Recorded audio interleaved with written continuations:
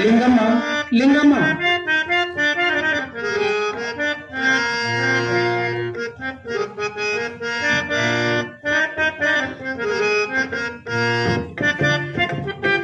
ಬಂದೆ ಅಮ್ಮ.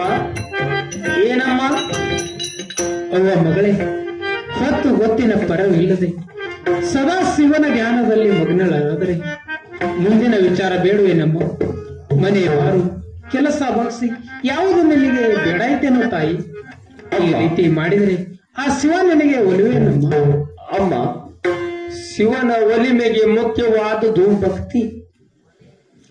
ಶಿವ ಧ್ಯಾನಕ್ಕೆ, ಶಿವ ದರ್ಶನಕ್ಕೆ ಹೊತ್ತಗತ್ತಿಲ್ಲ. ಅವನಲ್ಲಿ ಭಕ್ತಿ ಸುವಾಸಿಟ ಪೂಸಿದರೆ ಆತನು ಒಲಿದು ಇರ್ತಾನೇನಮ್ಮ. ಪಲ್ಲಿಸ ಮಲ್ಲರಾಜ ನಮ್ಮ ಮೂಢ ಭಕ್ತನು ಕಾಳಾಳುವ ಪಾವವೇ ಲಿಂಗವೆಂದು ಪೂಜಿಸಿದಾಗ ತನ್ನೊಂದಿಗೆ ಕರ್ಕೊಂಡಂತೆ ಸೌಂದರ್ಯ ನಂಬಿ ಎಂಬ ಶಿವಭಕ್ತನು ತನ್ನ ಹೆಂಡತಿ ಮಲಿಯನ್ನು ಲಿಂಗವೆಂದು ಪೂಜಿಸಿದಾಗ ಆ ಶಿವನು ತನ್ನ ಹೆಂಡತಿ ಮಲಿಯಲ್ಲಿ ದರ್ಶನ ಕೊಟ್ಟಂತೆ ಪ್ರತಿನಿತ್ಯ ಶಿವ ತತ್ಪರಾದವರಿಗೆ ಶಿವಕಾರ್ಯ ಆಗದೆ ಇರ್ತತೇನಮ್ಮ. ಅವ್ವ ಮಗಳೇ, ನೀನು ಇನ್ನೂ ಚಿಕ್ಕವಳು, ಪ್ರಪಂಚದ ಆಗು ಹೋಗುಗಳನ್ನು ಅರಿತವಳಲ್ಲ. ಮಹಾ ಸಿದ್ಧ ಪುರುಷರಿಗೆ ಲಭ್ಯವಾಗಿಲ್ಲ ಶಿವದರ್ಶನ. ಸಕಲ ತೀರ್ಥಯಾತ್ರೆಗಳನ್ನು ಮಾಡಿ ಗಂಗೆಯಲ್ಲಿ ಮುಳುಗಿ ಬಂದವರಿಗೆ ಇಲ್ಲ ಶಿವದರ್ಶನ. ಪೂರ್ವ ಜನ್ಮದ ಸುಕೃತವೇ ಗಿರಿಗೋಯಗಳಲ್ಲಿ ತಪವನ್ನು ಆಚರಿಸುವ ಸಿದ್ಧ ಶರಣರಿಗೆ ಮಾತ್ರ ಸಾಧ್ಯ ಶಿವನ ಒಲವು. ಅಮ್ಮ, ಇದೇ ನಿನ್ನ ಕಲ್ಪನೆ. ಸಕಲ ತೀರ್ಥಯಾತ್ರೆಗಳು ನಮ್ಮಲ್ಲಿ ಇವೆಯಮ್ಮ.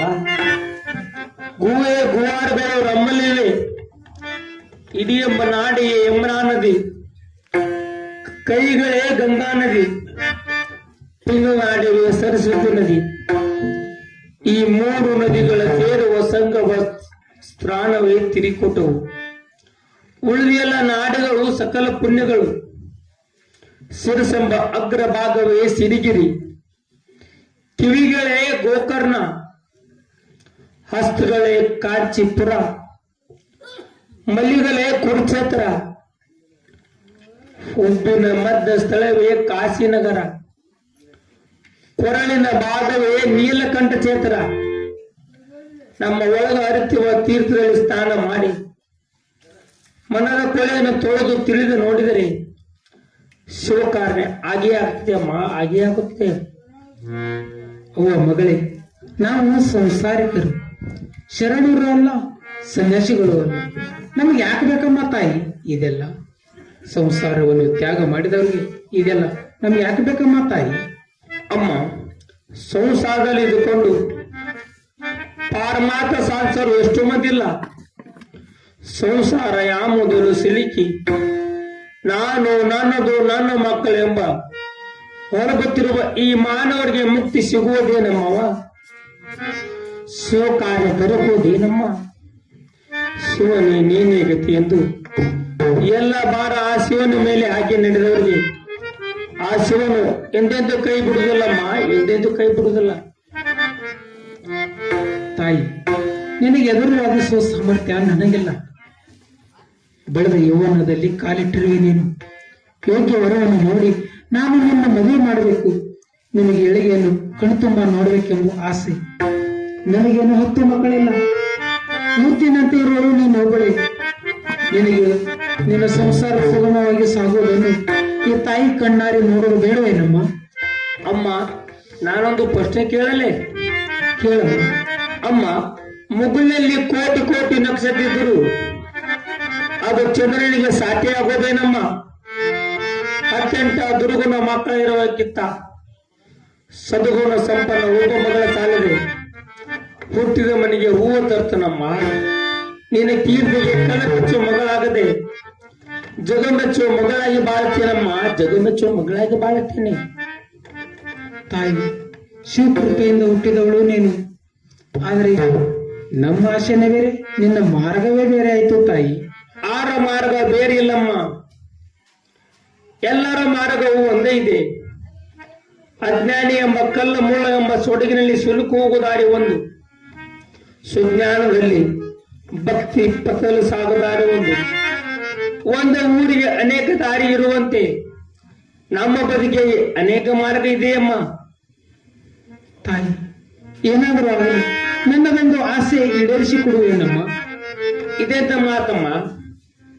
ಮಾತೃದೇವ ಭವ ಎಂದು ಶ್ರುತಿಗಳು ಸಾರುತ್ತಿರಲು ನಿನ್ನ ಮಾತನಾಡಿಸಿಕೊಡುವಂತ ಅಜ್ಞಾನಿ ನಮ್ಮ ಮಾನಿನ ಮಗಳು, ಅದನ್ನು ಹೇಳುವಮ್ಮ. ತಾಯಿ, ಇಷ್ಟು ದಿನ ಮಕ್ಕಳಾಗದೆ ಮಂದಿಯಿಂದ ಬಂಜೆ ಬಂಜೆ ಎಂಬ ಲೋಕನಿಂದೆಗೆ ಗುರಿಯಾಗಿ ಈಗ ಬೆಳೆದ ದೊಡ್ಡವಳಾದ ಮಗಳ ಮದುವೆ ಮಾಡದ ನಿರ್ಗತಿಕರೆಂದು ಜನನಿಂದೆಗೆ ಗುರಿಯಾಗುತ್ತಿವೆ. ನೀನು ಆದಷ್ಟು ಬೇಗ ಮದುವೆ ಆದರೆ ನನಗೆ ಸಂತೋಷಮ್ಮ.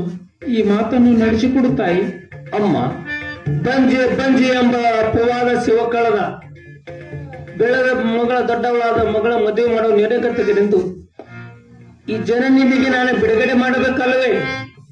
ಒಟ್ಟಿನಲ್ಲಿ ನಾನು ಮದುವೆ ಆಗಬೇಕಲ್ವೇ ಅಮ್ಮ? ಹೌದು ತಾಯಿ, ಈ ಮಾತನ್ನು ನಡೆಸಿಕೊಡುವಮ್ಮ.